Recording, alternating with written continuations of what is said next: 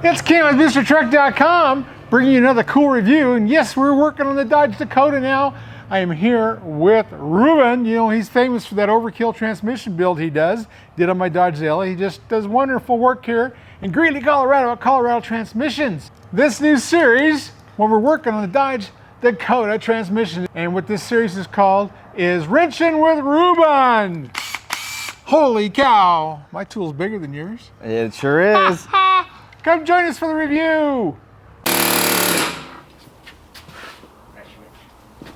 Here we are with Ruben and Oscar tearing down the Dakota transmission. Look at those guys go. But I'm ordering all the parts in, so if you have them here ready to go when you guys decide to go with the fix. No, I haven't talked to them yet.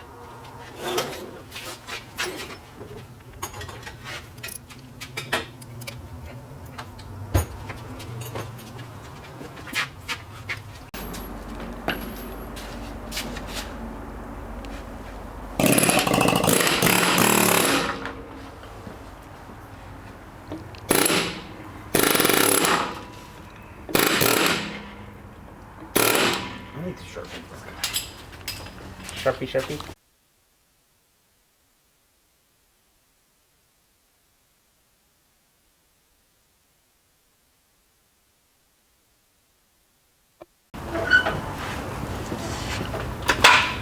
Oh man, it's just cool. Oscar's got the tranny jack ready to roll. So we could take the transfer case off. Oh yeah, transmission.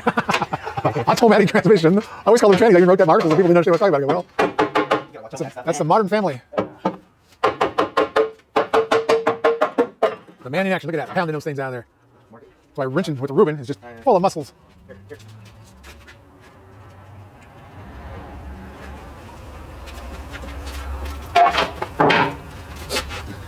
Sweet. Home Alabama. So they painted the end of the drive shaft. What's up with that? Actually, I'll talk to you guys. Well, I'll wait for us to get the transfer case off.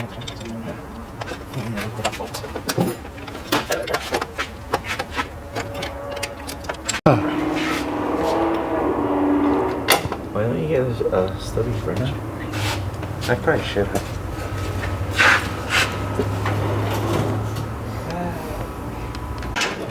Here comes the transfer case. Okay, you're gonna have to tilt it to your side. That way. There we go.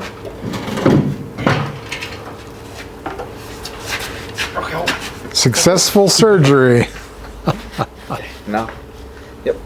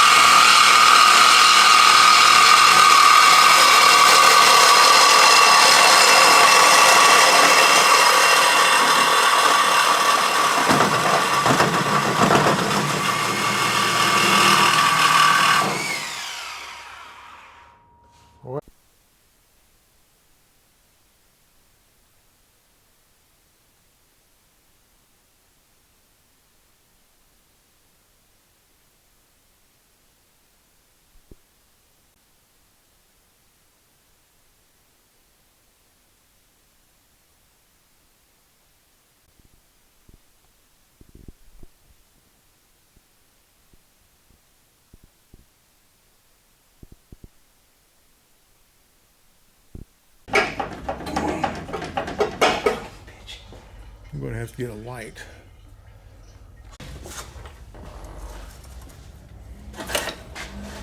Here it comes, walking down the street.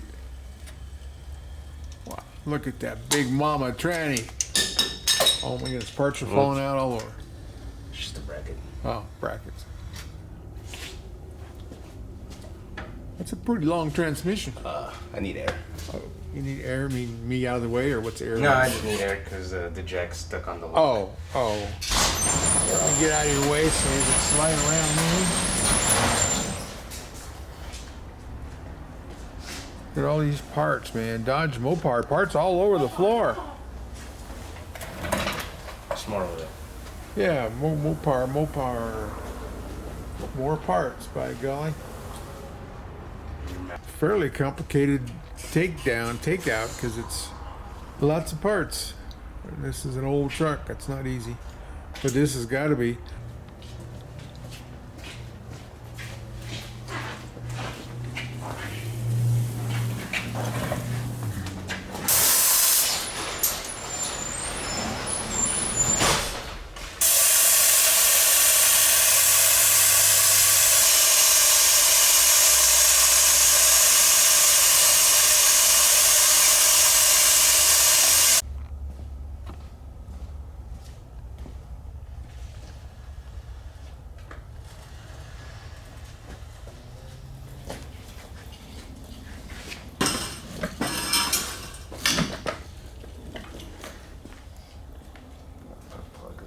There it goes. Now we're ready for the takedown, the breakdown.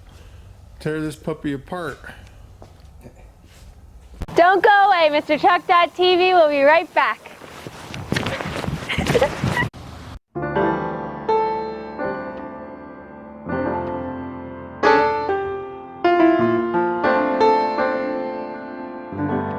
Really hard with transmission right now on parts. Oh yeah, parts are scarce. Yeah. So you got to make two into one, huh? Yeah. Well, that's cool. Looks like a lot of parts to go together there. Yeah, they only in the old days they had separate bell housings. They don't do that anymore. No, so I'm actually converting that one to a separate bell housing.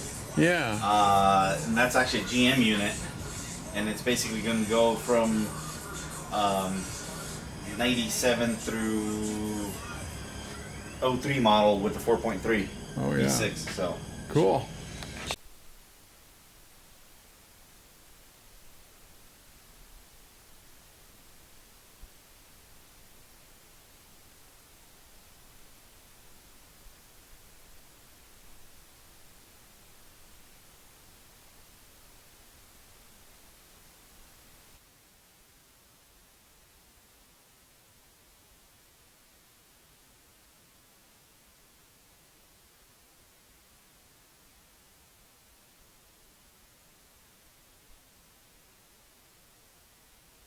Well, we're up to stage 2 with this tear down of the transmission here with Ruben, the wrenching Ruben at Colorado Transmissions. And he's going to do another overkill kit that he makes up for my transmission. This is so awesome. This is for that Dakota. So this is stage 2. We'll get this tore down and watch him do it.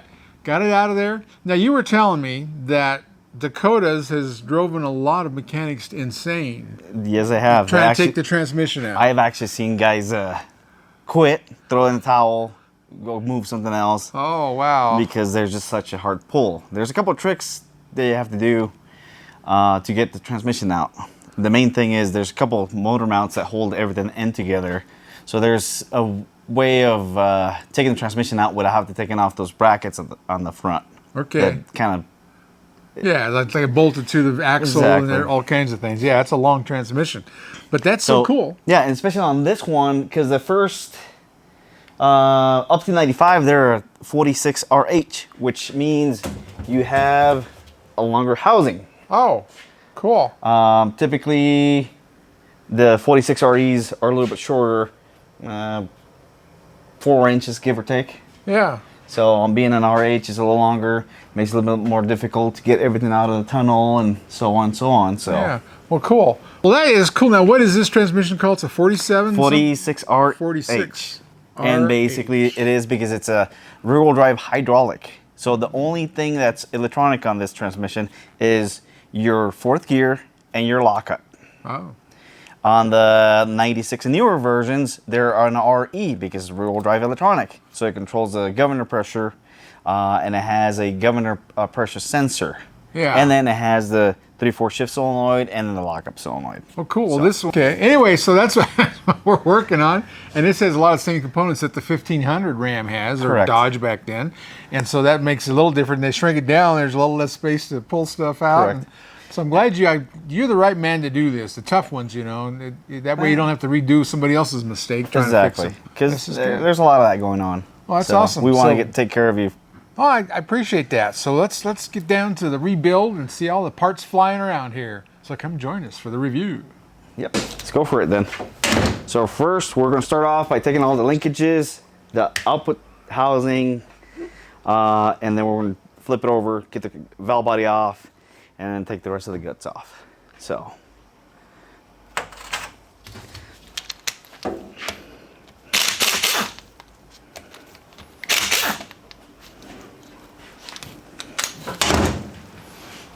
And of course, the bit got broken.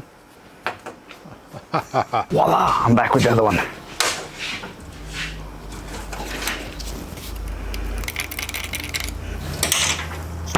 Clean that off, make sure it's all good.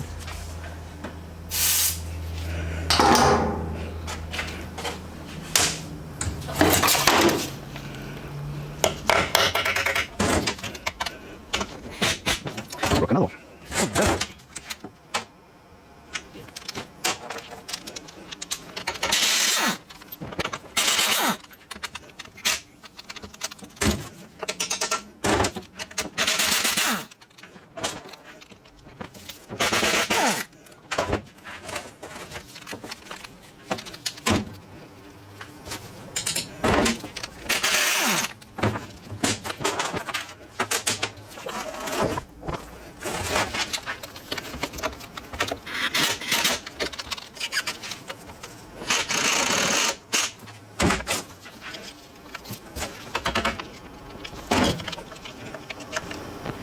It's a little rusty here, so it takes a little bit more effort.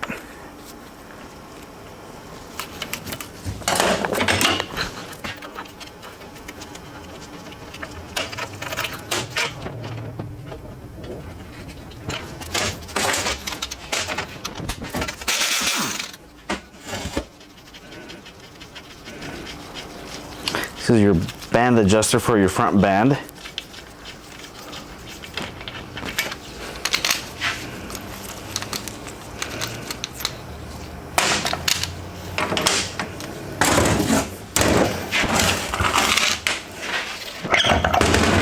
And this guy's your torque converter.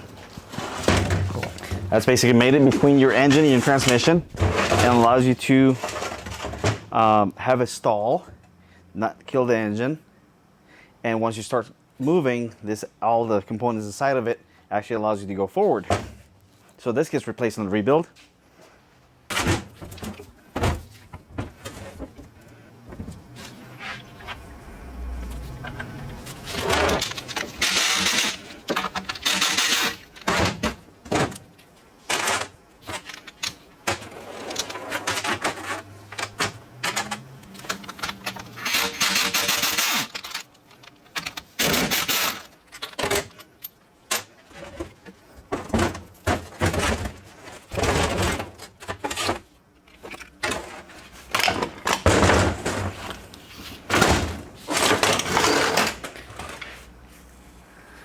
Well, you got a little bit of aluminum shavings here. Uh-oh.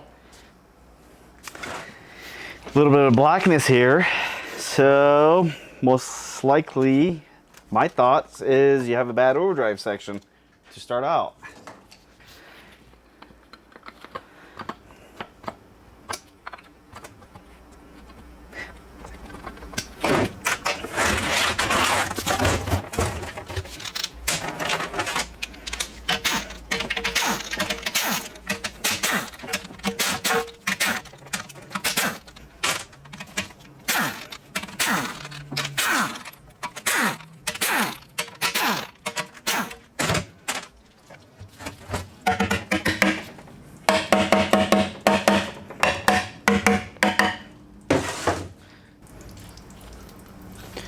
You know where I left.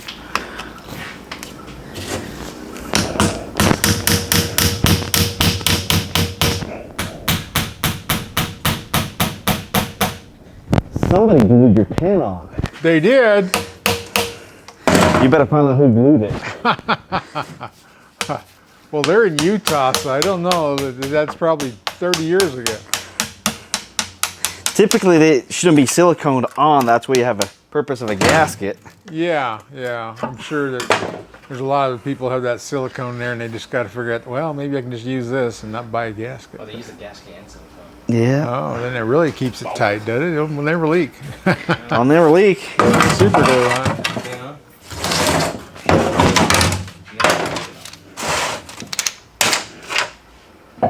Oh, that filter looks new. Look at that filter. Look. Yep. It's actually They're quite a bit. They come brown. Don't they come So- brown? They don't come white, do they? a lot of these Dodges produce all this stuff here. Yeah. This is basically a filter can't catch. It's a Dacron filter. It's an open filter, and it's normal to see a little bit of stuff in the panel on a Dodge, Yeah. but this is a little excessive. Yeah. I'm sure So- it had a lot of problems. Yeah.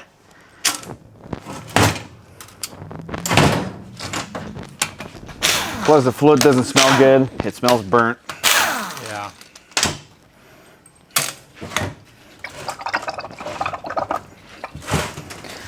Sometimes these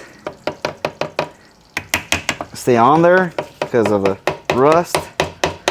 Since Yeah. we're replacing the solenoid,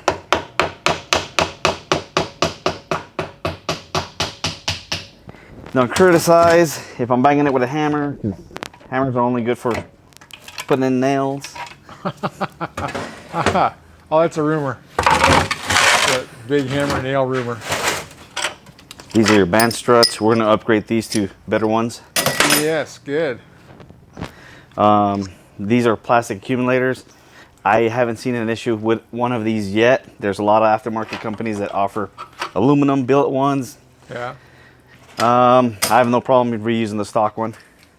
Make sure if it does have a spring, always reuse the spring on the back. Not all of them have it. Yeah.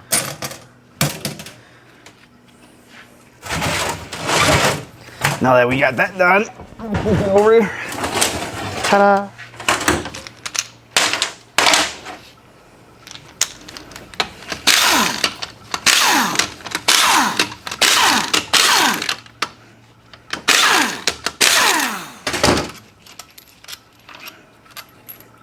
So there's a trick if you don't have a pump tool to get this thing out, okay? It only works if your intermediate shaft is not seized to your overdrive housing. So let's see if it works. Nope, you gotta seize the overdrive housing, so let me grab a slide hammer. Oh, big hammer. So they make these slide hammers here.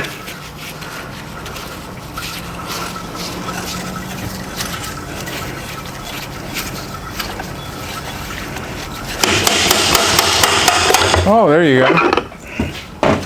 The pump already has threads on it, so should be able to thread it on the pump. Use a slide hammer, should get out pretty easy. Cool. Pumps off. Rest of the gear terrain. This is a factory band. Is it wore out? Even if it was new, I Yeah. wouldn't reuse it. Oh, okay. They have a problem of flaking off. Yeah. And then next thing you know, it bites into the drum and destroys the drum. Next thing you know, it's junk.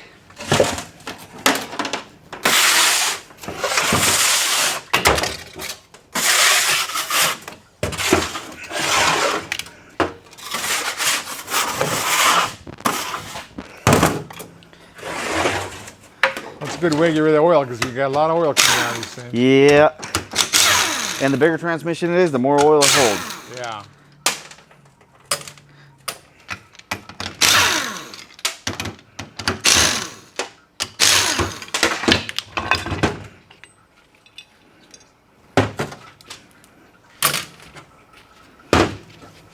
Make sure the sealing rings are good. Yeah. These ones are metal. I just take them off. Trying to show it one-handed.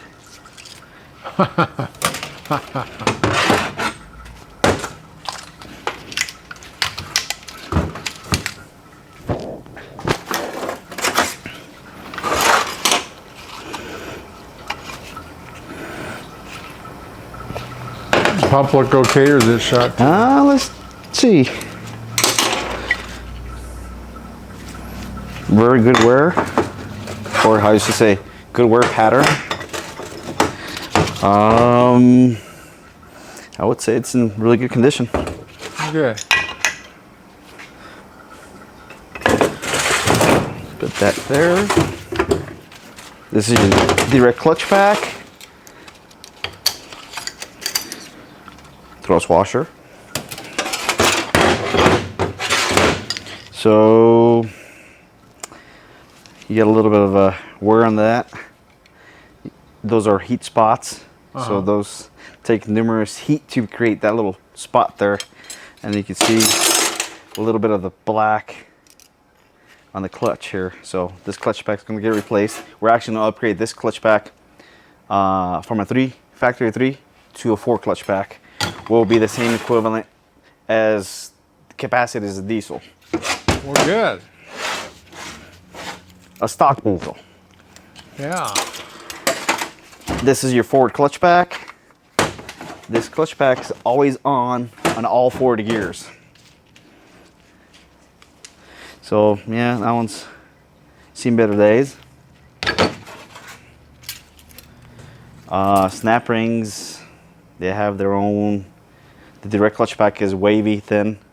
That goes there, and then the straight goes on your forward clutch pack. You have a thrust washer. This one's black from the heat. Put those in the bucket. Actually, we're going to replace these. So all the parts that we're going to replace, we'll set them aside. Okay.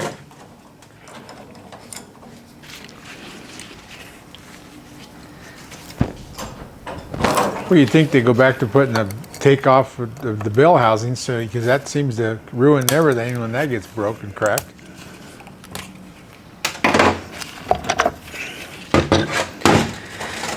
This platform has seen better days. It's a 4-pinion aluminum. It's pretty wore out. So this is supposed to be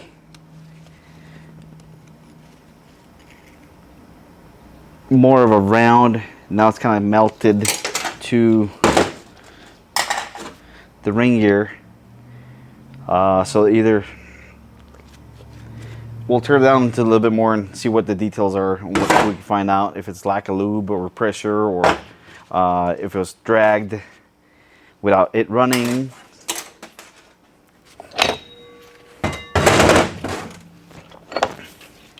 The rear planetary seems to be a lot better shape than the front one.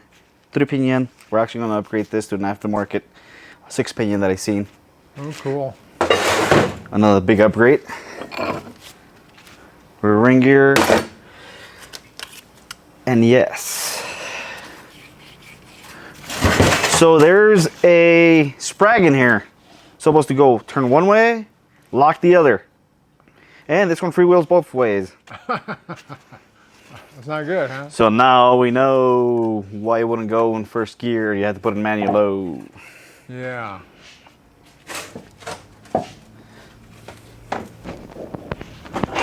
So everything's melted there. I have to break this washer to get the snap ring off.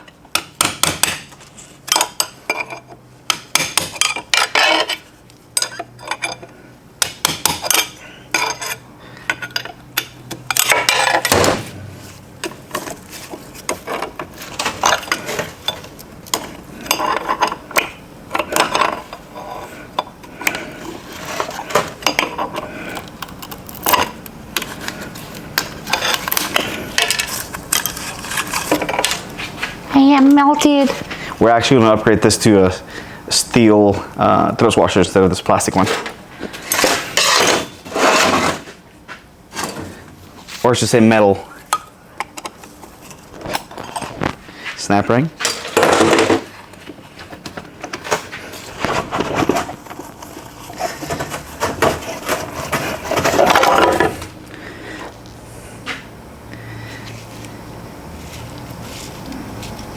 This is what happens when you're the Wicked West of the West.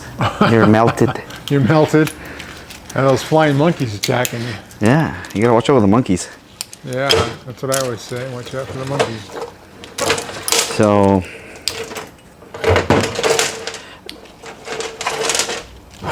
Yeah, this is no good.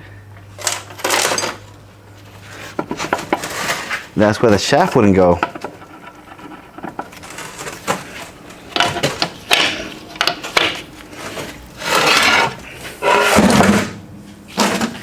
And I think this housing is distorted. That's why it didn't allow me to get the piston out nicely. How are you going to fix Now that? it goes. Okay. Well, they have an aftermarket housing that I like to use. It actually has a O-ring built in it, so it can give you a little better lube. Yeah. Well, good. That's why they call them Overkill. Ruben Specialty Transmissions. So we'll just make sure this aluminum piston is in good shape. So far, so good.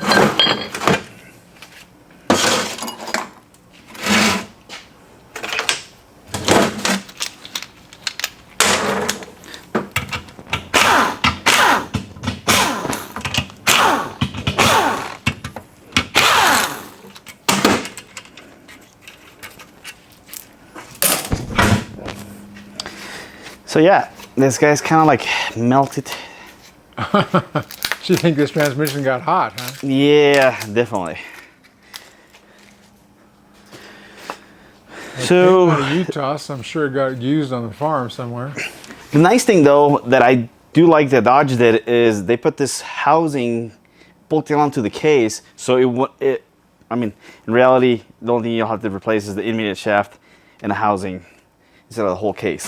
Yeah. Especially on your truck, since it's not very common to see a 46RH anymore, as common as it used to be.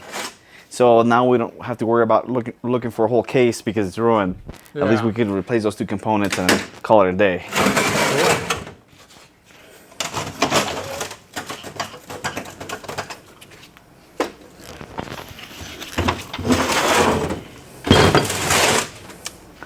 So you have thrust bearing, a shim, and some clutches here.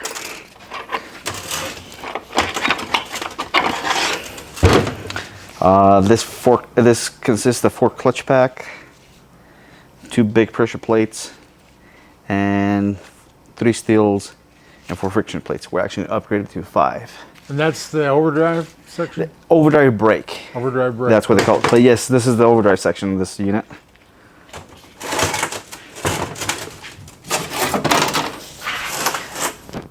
Opening the snap ring to make it easier. So there consists 2 snap rings. Wavy one goes first. Solid one goes in the back.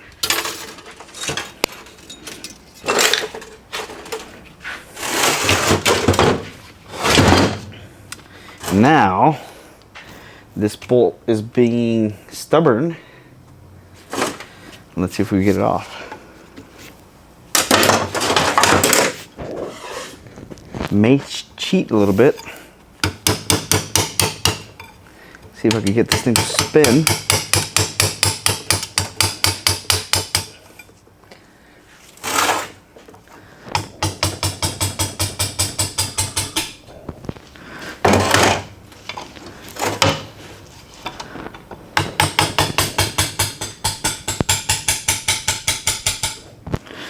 Meaning cheating is on the cheat to tear down this quicker without having to drill and tap this bolt yet. So, managed to have an opening here for the snap ring. So the snap ring holds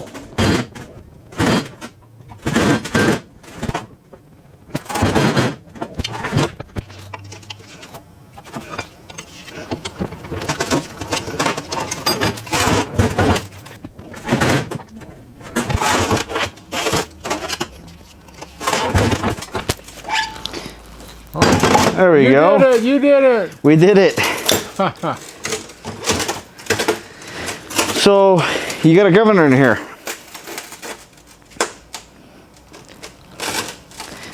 So the difference between the RE and the RH is a governor, and this guy sits right in here.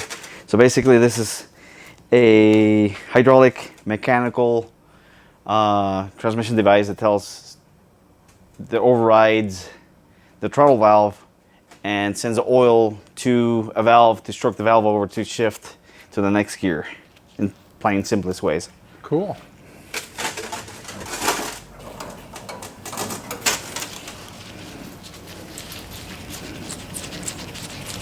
So we have to tear down the whole governor to tear it into the overdrive section.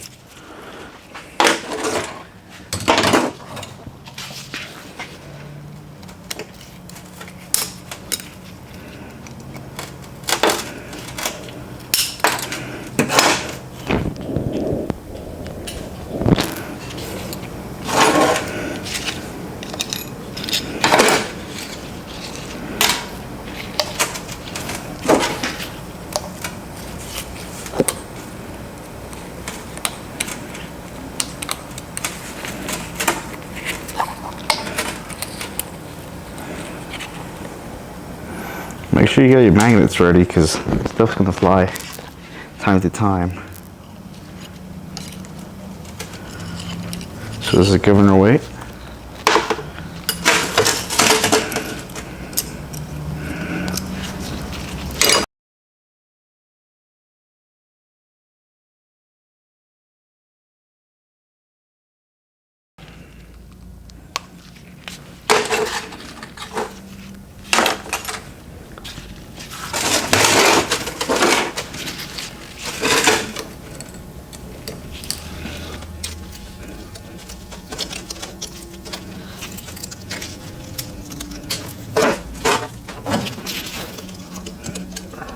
Let's see. You sneeze? No, I you know, the gas has got to go somewhere. No, it says sneeze. Oh, no, I didn't sneeze. That's Came a out whole. of my mouth, but I didn't sneeze. That's a whole different topic right there. Okay. So there's two ways of tearing into this overdrive section. There's a big spring in here. Yes. Don't try to take off the snap ring. You're gonna get some teeth knocked out of you. That's what I've heard. That overdrive spring is one of the hardest things to do on these old ones. So there's a giant press you can use, but if you want to use the arm, Oh, I remember that gadget. Yes, please. Thank you for doing that. I don't suggest that, but that's good. which I think the spring is already fatigued. Oh, say it ain't so. Don't tell me my spring's fatigued. It is fatigued. You don't have too much tension no more.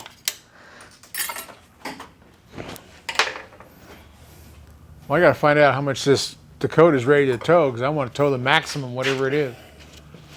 And you can do that with one of your Overkill transmissions. Yeah, as long as you keep the transmission temperatures down. Keep it cool. Yeah.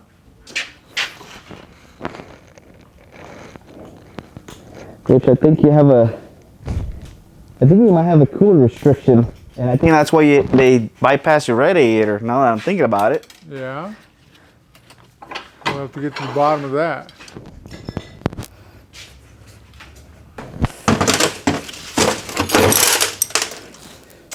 Yep, I knew she was going to be melted. So,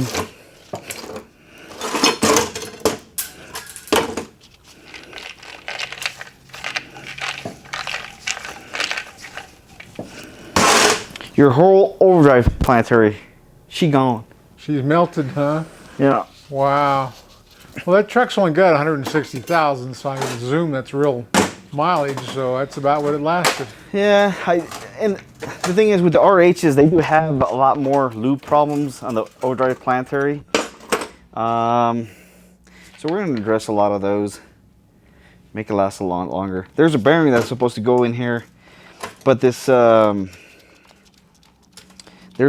a sun gear where this planetary rides around, and that sun gear I think is just rounded off to the max, which is kind of mushroomed out, so it doesn't allow us to get any of this gear terrain apart. So, but we're going to replace all this overdrive gear section.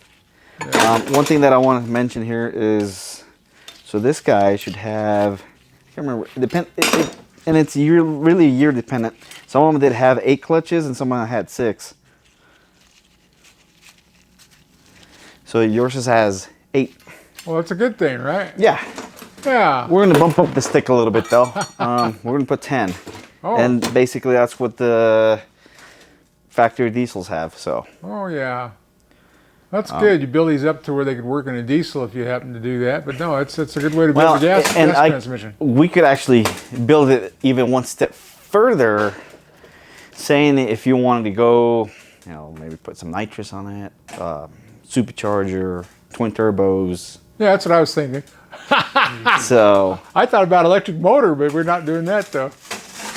I don't know if you want that kind of juice. There's not enough stations out there to get juice. So Oh no, not yet. until then, you know. Yeah, especially not pulling a trailer. That's what I do with everything. That's why I bring them to you, because the stuff stands up to trailer towing, and that's hard on these rascals. So that's pretty much that concludes the teardown. The other part would be the boring stuff. Oh, Tearing everything down, throwing the parts washer, all the little nitty-gritty stuff. And we'll just skip all over that, and then we'll just wash everything, prep it, and then we'll be ready for the build. okay. We just got to wait, what, 6 months for parts? Maybe Maybe 2-3 years. maybe 5.5 months. Okay, well, good. Well, I'll look at my vendor and see what parts are available, and then that'll determine how long it's going to take us Yeah, to get it done. that's our new reality for 2022, is waiting on it's parts. Part of the pandemic. I mean, pandemic. Yeah, that one too. Cool. Well, that's the end of this one. Then stay tuned for the third segment when we put all this puppy together, and it's a overkill transmission. Until then, see you in the next one.